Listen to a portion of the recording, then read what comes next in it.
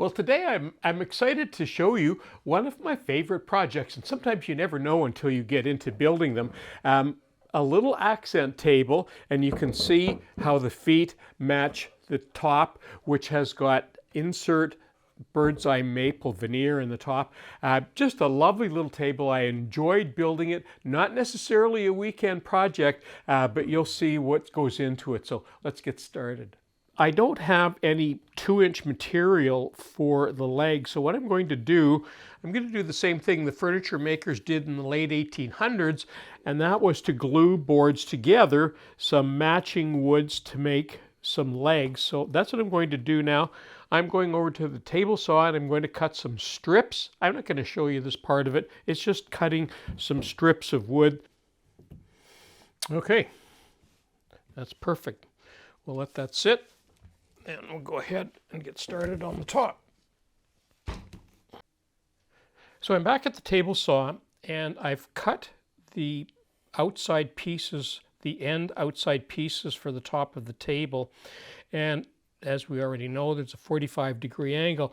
And as you already know, this part is critical, that this end and this end are exactly the same length. These two pieces need to be exactly the same length.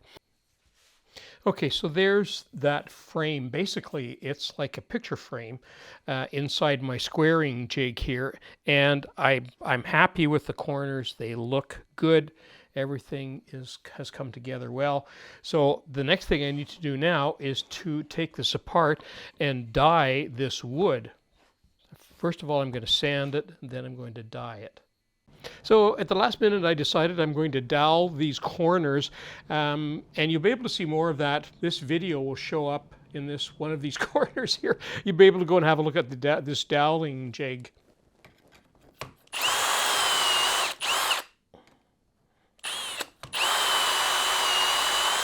And I'm just going to go ahead now and do all the rest of them. Now I'm just going to dye these boards now that I've just sanded and doweled the corners on. And this is a water-soluble dye. I've been using this for years. I can't remember the last time I used stain. I just love these water-soluble dyes.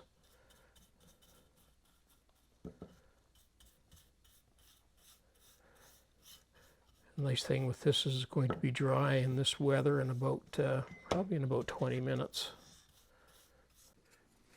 Now before I go any further, it didn't take these pieces here long to dry because it's pretty warm out today. So what I'm going to do now, I'm going to take a moment and I'm going to put some Osmo on all of these, and I'm going to be careful not to get it on the ends because I have to pre-finish this.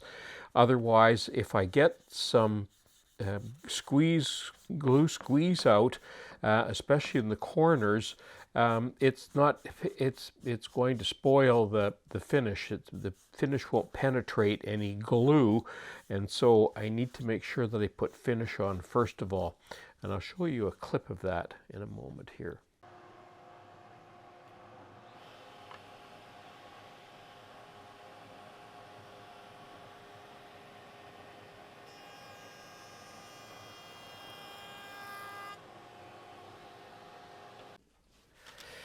Okay, as you can see, I'm putting the finishing touches here and gluing up the outside. There we go.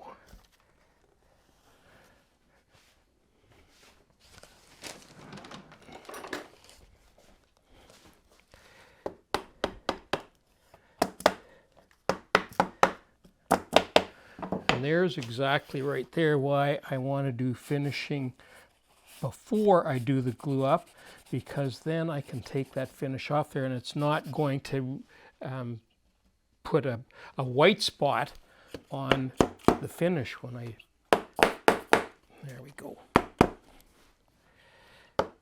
That's perfect. Okay, and I'm even burnishing it on there. I'm going to do one more thing. I'm going to make a line right across here, and I'll show you that in a second. So here's my die. I've got my die. Where are we here? There we are. So I want to make a straight, crisp line. So what I'm doing, I'm going to draw the die across like that. And on this one, just for fun, I'm going to sort of creep up to that line that I made in the wood there, and then draw it back like that and see if I can get a nice crisp line here. Now, it's not going to take us very long to have a look at this. And for starters, look at that. Nothing close to a nice, straight, crisp line. And this one, if you look closely, already you can see the wood is already weeping up. It's creeping up past that line. So the glue line is preventing that from weeping into the other side. And that should give us another nice crisp line there, because it won't go past the glue. And we'll probably hear it cracking. Okay, there's 100, 150, 200. That's pretty good, actually. 125, or 225, 300. Wow. 350, 400. There it went. Okay, so that went to 400 psi. That's very, very good. Okay, very quickly, there's the C-clamps on the top and on the side, and of course the linear is pushing the two parts together. So that's how each setup is going to be. Okay, it's time for me to cut some tapers on these legs. And I have my tapering jig on here, and this jig will do, of course, other things. But I want to show you why I'm using what I am. And if you look here, you'll notice there's a little piece of metal with an angle on it, and that's to fit inside the hole. You can see I've drilled a hole inside this leg here. And when I insert that in there, what I can do, I've got a stopper over here so that that leg will touch in two places. It will go in there, and it will butt up against the stopper here. And then I have a clamp to clamp it down. And if you look at the end here, you can see that it's going to take off about 1/4 of an inch and run that right up like that. I'll push that through. Now, when I get finished that first cut, I will take that out, take it and spin it around and do the same thing on this. Now, when you're cutting angle cuts like this on a leg, the first two always work out fine.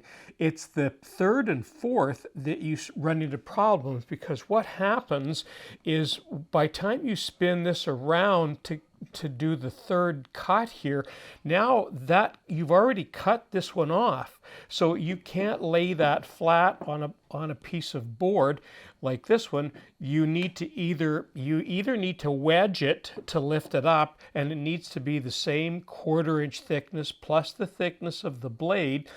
And that's why I prefer to use this, because it's consistent on all four sides. So you'll see when I get to the third cut here that there's actually a gap under here when I make that cut. So I'm just going to go ahead and start making these first cuts here.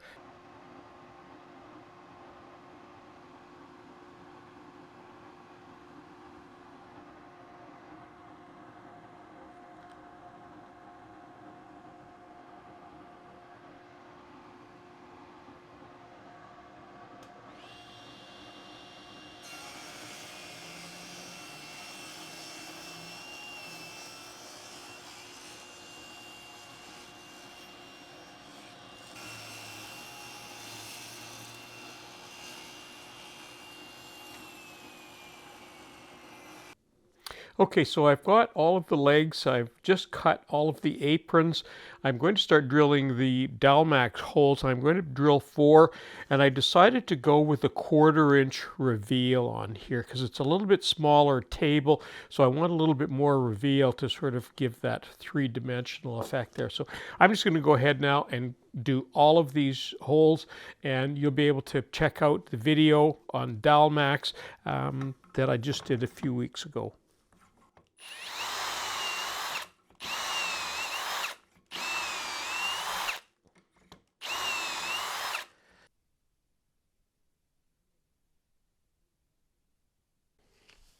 Okay, let's move on to pre-finishing the legs. Now there's a couple of things that I want to make note on here. First of all, I'm doing something, I'm not sanding the edges of these hardly at all. On this project, I'm going with something new for me called a hard edge, and that means that a very hard edge on all of these legs and all of the pieces. Now, when we stain or when we finish something with dye, which I've used here, or stain, you can't just sort of rub a finish on, because there's a chance that whatever is there is going to weep onto your good wood. So you can only go sort of one stroke down, and that's what I'm going to do. So I've cut up a bunch of little pieces of, in this case, just some paper towel, and I can finish the top up here, and then the last thing I can do is sort of one sweep down. Then I'm going to need to change that paper towel for another one to go down like that. Now, the reason I'm wearing gloves this time is I might actually just try using the gloves to put some finish on there, and it's much easier to get any finish off my gloves than it is my hands. So I'm just going to go ahead and do some finishing. Oh, and I've decided, because of course I'm using dowels with the Dowel Max. In this case, I've actually put some tape on there. I've never done this before, but we don't want to get finish in the dowel holes because we're going to be gluing that in a little bit. I've never had a need to do that, but I just thought I would try that on this side. And that hook on the end there is to hang these up to dry. So I'll go ahead, and what I'm going to do is just finish the top of this leg and then show you how I'm going to go down the leg, so that they make sure that I don't get any finish weeping up off of the die. So there's my amount there, and that did okay. Now I can dab a bit more on down here, but I have to make sure that I don't bring anything up. So, okay, that worked well. And now I can clean off my gloves, and I can actually use my gloves here to spread this around a bit. So that's going to work fine. So I'm just going to carry on with this and do all the rest the same, and you can see the difference that that makes already, how much life it adds to the darkness down there. So when we come back, we'll go on to the top. Okay, I've already checked this, but just so you can see, this was actually easier than I thought. There we go. Nice tight fit in there. That's perfect. And I think that's going to leave. Yeah, that's perfect. That veneer is going to fit in there just perfect. Okay. Well, now it's time to put the veneer on. And then we'll flop that over and we'll start pressing it down there. You need to make sure when you're using contact cement that you're absolutely clean when you're doing veneering. You don't want any little bumps in there because they will telegraph through. So I'm just going to go ahead and do that.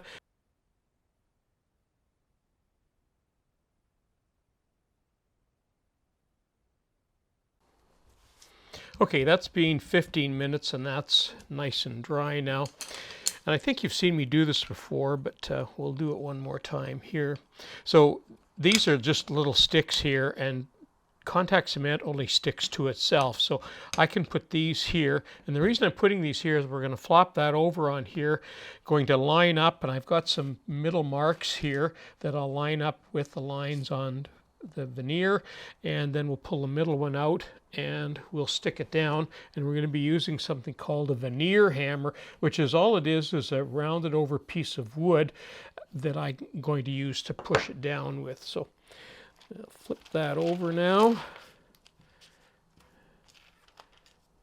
I got a little bit of glue on the back side here, but we'll be able to get that off.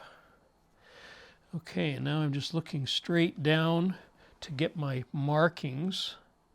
There we go. And now I'm going to pull the center stick out. There we go. Actually, it doesn't even really, it's rigid enough, it doesn't even really need that. And now we'll push down in the center.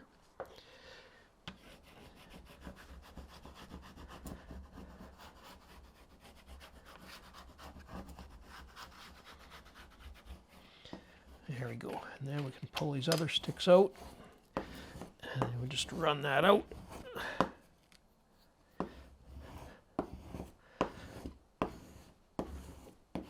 I'm going to turn it around.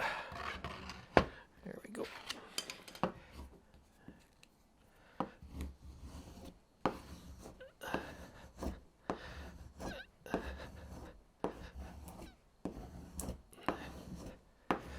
Okay, now I'm a little bit over the edge on everything all the way around, and I did that on purpose. And now, and I'm not going to show you this, but I'm just going to take my plane, my little block plane, and basically I'm just going to keep trimming until I get that down even with the MDF that's underneath there. So I'm just going to go ahead and do that, and when we come back, we should be able to mount that into the frame.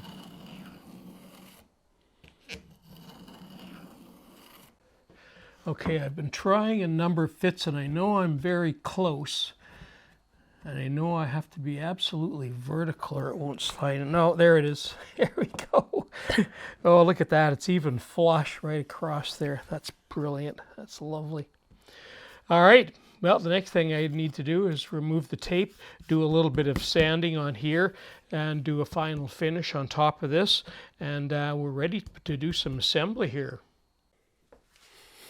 Okay, and this is the final piece of the puzzle here.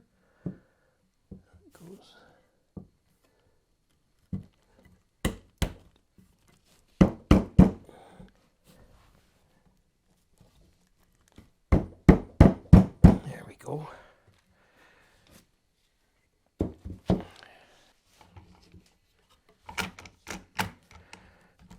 That's better.